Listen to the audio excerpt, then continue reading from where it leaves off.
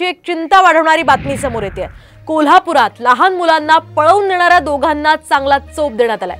शहरातल्या शाहूपुरातील law college समोर ही घटना घडली आहे। मुलांना पळवून नेणाऱ्या या दोघांना चोप देण्यात आलाय। यापैकी एक जण फरार झालाय तर दुसऱ्या आरोपीला पोलिसांनी ताब्यात घेतलाय। अधिकचा तपास सध्या पोलीस करतात। या संदर्भात आपण अधिक माहिती जाणून घेऊयात आमचे प्रतिनिधी रणजित माजगावकर यांच्याकडून। रणजित, काय सांगाल, या ठिकाणी कोल्हापुरात लहान मुलांना पळवून नेणाऱ्या दोघांनाही चोप देण्यात आलाय, काय नेमकं हे प्रकरण? सध्या सुट्ट्या चालू आहेत, लहान लहान मुलं वेगवेगळ्या ग्राउंडवर खेळतायत। अशाचा फायदा घेत कोल्हापुरातल्या शहाजी लॉ कॉलेज समोर ही घटना घडलेली आहे। या ठिकाणी सुद्धा एक मैदान आहे।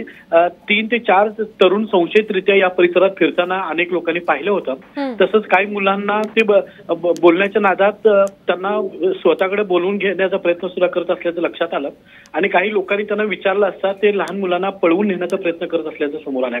यावेळी स्थानिक नागरिकांनी त्यांना पकडण्याचा प्रयत्न केला। दोघांना स्थानिक नागरिकांनी चोप दिलाय, तसंच पोलिसांच्या सुद्धा ताब्यात दिलेला आहे।